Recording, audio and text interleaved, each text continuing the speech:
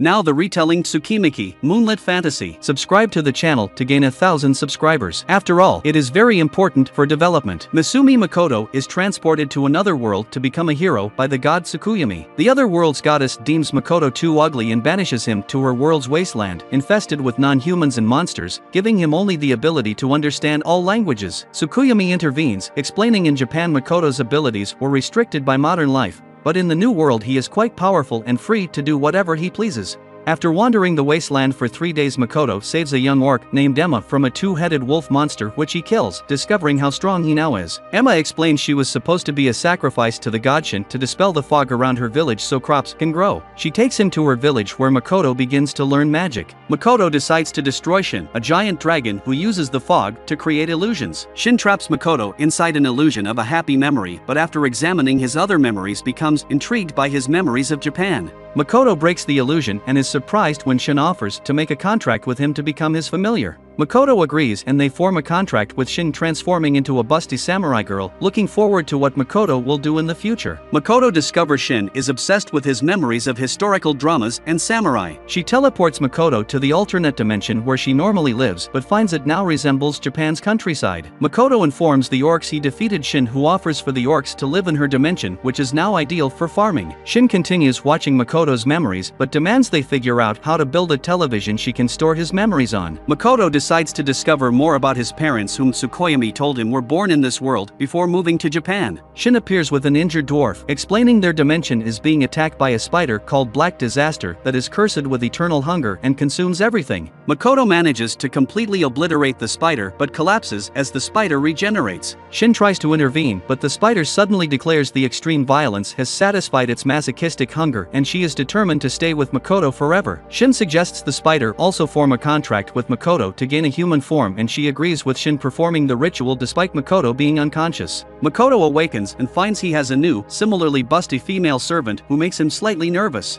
The dwarf is revealed to be Burin, an elder dwarf capable of crafting artifacts. Burin also moved his village into Shin's dimension. Shin and the spider request personal names, so Makoto renames Shin Tomo after Tomo Guzan and names the spider Mio. Makoto discovers while he was unconscious Tomo and Mio went recruiting and his village is now populated by orcs, dwarves, mist lizards, and elk spiders. Makoto returns to the normal world and finds a human village, but they attack him. Tomo explains Makoto's magical aura is so strong the humans probably mistook him for a demon lord. Makoto spends months learning the human language and has the dwarves craft items to suppress his aura. Entering the human village posing as merchants, they register at an adventurer's guild. Tomo and Mio break records by being 4 times as powerful as the next strongest adventurer, while Makoto, due to his suppressed aura, ranks level 1, weaker than a child. Tomo learns a dragon she knew, Lancer, has been killed by an adventurer named Sophia Bulga. Makoto notices the price of commodities is unusually high and that people have begun following them. Tomo prepares to foil a night attack on their wagon. While buying food, Makoto and Mio are approached by a young girl. The girl, Rainan, reveals her sister Toa disappeared. Tomo confronts the thieves but kills 3 by accident and captures a 4th. Rainan sketches Toa and Makoto determines from the thief's memories their group are holding her captive and sends Mio and Tomo to retrieve her. Makoto is concerned Toa resembles a girl named Hasegawa he knew in Japan. Mio and Tomo locate Toa and her captor, Mills Ace, the current strongest adventurer. Rainan sneaks away and tells the thieves Makoto's wagon was full of expensive fruit, but he has already sold it. The thieves insist she steal Makoto's gold to pay Toa's debts. Mills, the thieves' secret leader, reveals a demon lord recently approached the city and had a bounty placed on its head, so he wants Mio and Tomo to help hunt it, not realizing the demon lord was Makoto. Rainan decides she can't steal from Makoto after he was so nice to her. Mio and Tomo defeat Mills, his thieves, and destroy part of the city, competing to see who defeated the most enemies. Rainan reunites with Toa, who is identical to Hasegawa apart from her hair color. Makoto praises Mio and Tomo for rescuing Toa, but then violently blasts them back to the wasteland to repent for foolishly destroying the entire human city.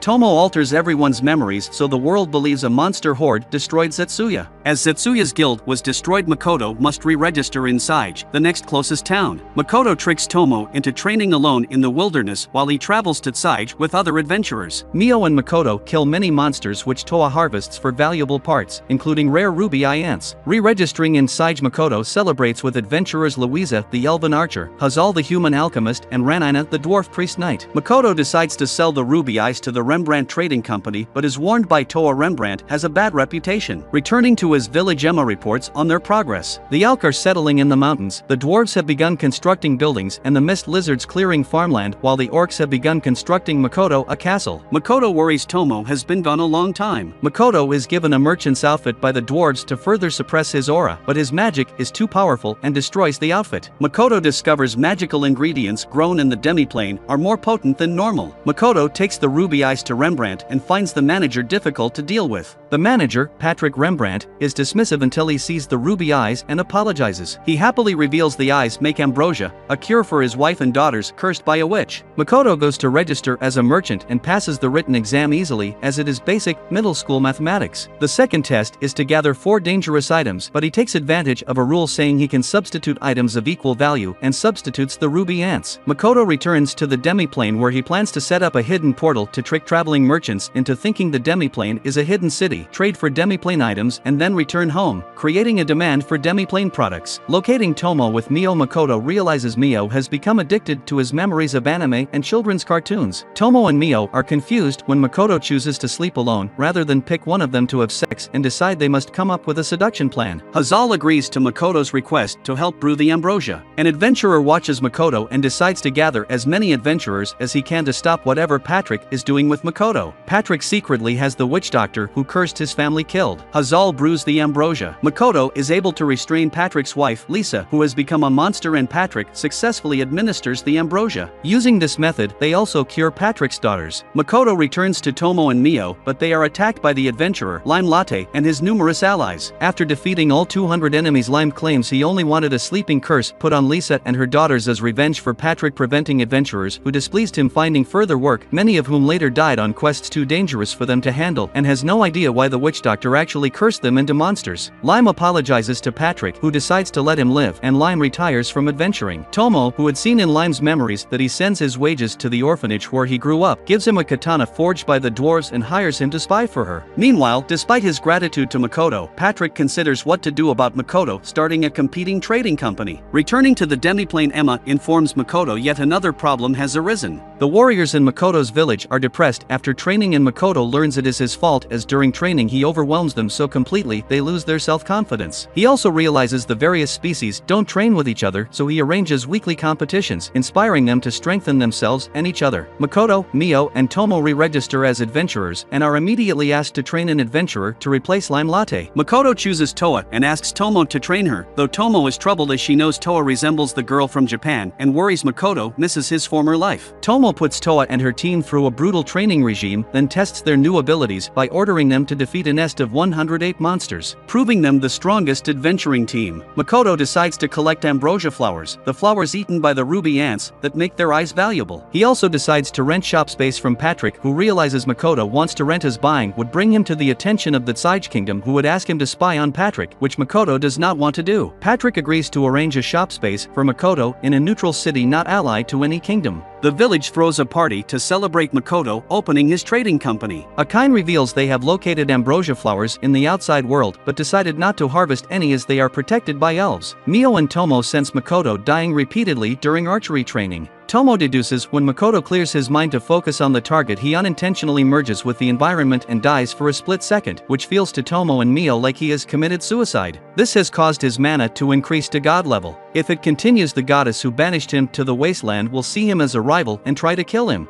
Makoto returns to the human world and is approached by a girl, so he is dragged away by the furious Mio and Tomo.